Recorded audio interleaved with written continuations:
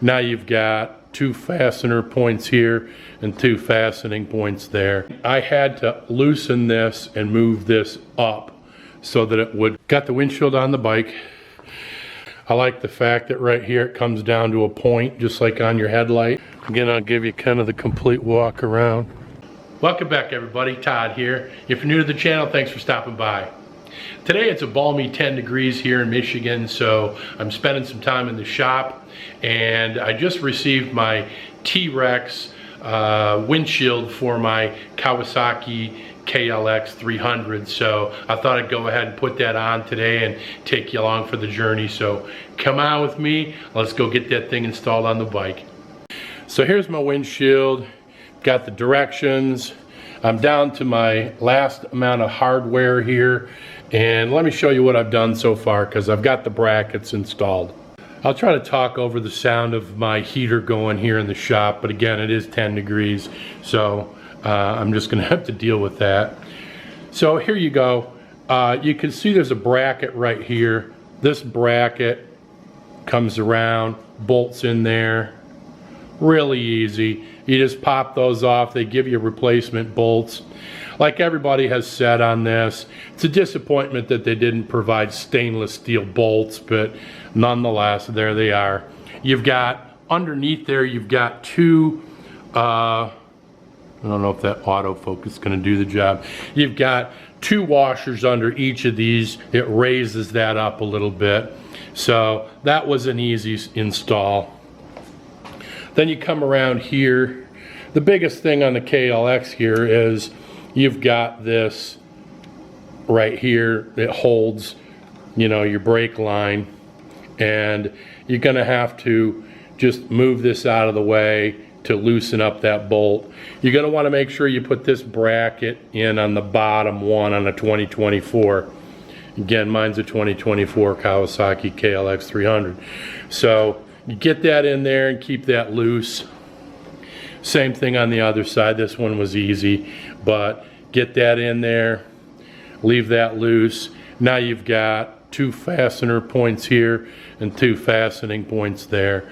So, and you leave everything finger tight and super loose. I've watched enough other guys that have done installs to say, to avoid having to really wrestle with this, leave everything super loose until you can get the windshield on, and then you can begin to tighten those down. So I'm going to go ahead at this point. Now I will say this too, here's your brake line. I had to loosen this and move this up so that it would kind of clear, come over the top like that and not rub on that. I'm a little bit concerned here because it's making contact, but again, look how loose this is. So I'll reserve judgment until this thing gets all tightened up and I see where I'm at, but this may need some attention. So, all right, I'll be back in just a few minutes.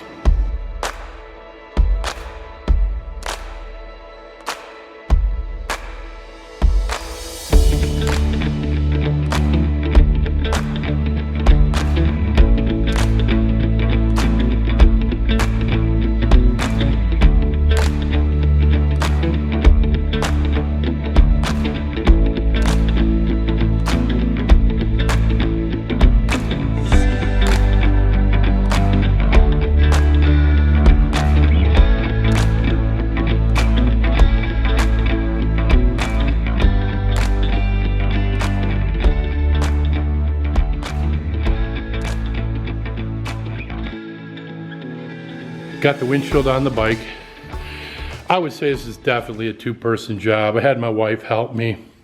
I don't know if there is a secret. Well, the secret is to leave all the brackets really loose, barely finger tight. And then we put the bottom ones on first, and I think that went the best.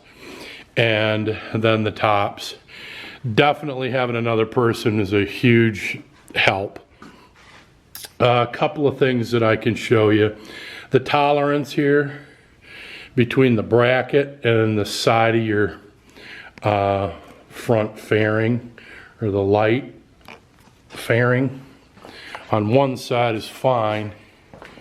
You come over on this side It's touching. There's no way to get that out. Now, you could argue it's the tolerance of the brackets.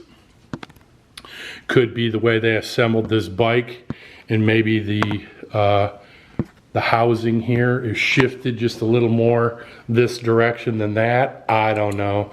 I goofed around to it.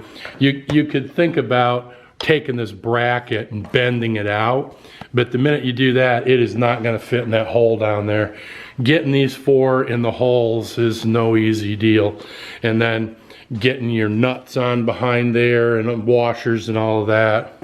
Yeah. I mean, it's as good as it's going to get. So I'll go ahead and take off the plastic and we'll have a closer look. There it is. I got the plastic off. Obviously, you can see. You can barely see it. It's pretty see-through.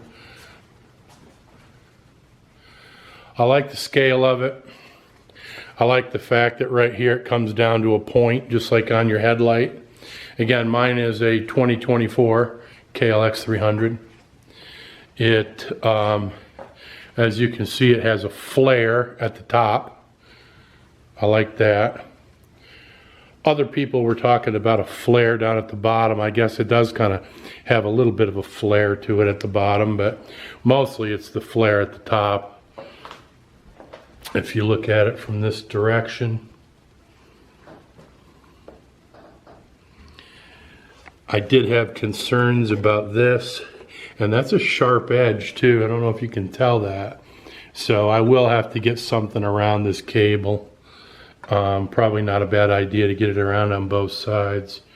I do have the ability to bring this up even further, but the more you do that, the more it pulls it this way.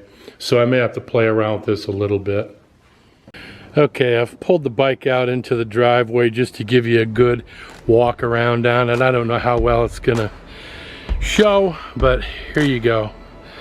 It's a very nice fit. I really like the way that it kind of comes down on a triangle, just like your headlight in the front. From the side,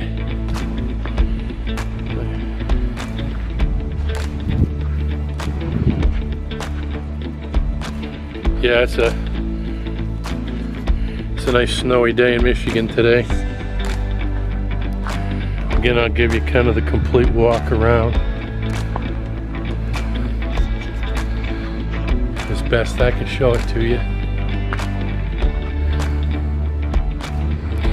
One of the other things I'll show you too is these I-5 foot pegs.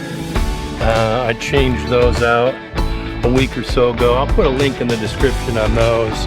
Got them off Amazon. They're inexpensive, but I'll tell you what, they're well built. I've ridden in them and I love them. I see no reason to spend over $100 on pegs. They're not going to be any better than those, I'll tell you that much for free. So, again, good walk around.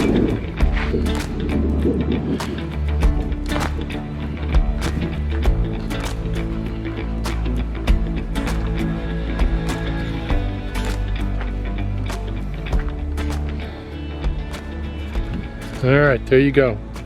Okay, that's gonna do it for this one, gang.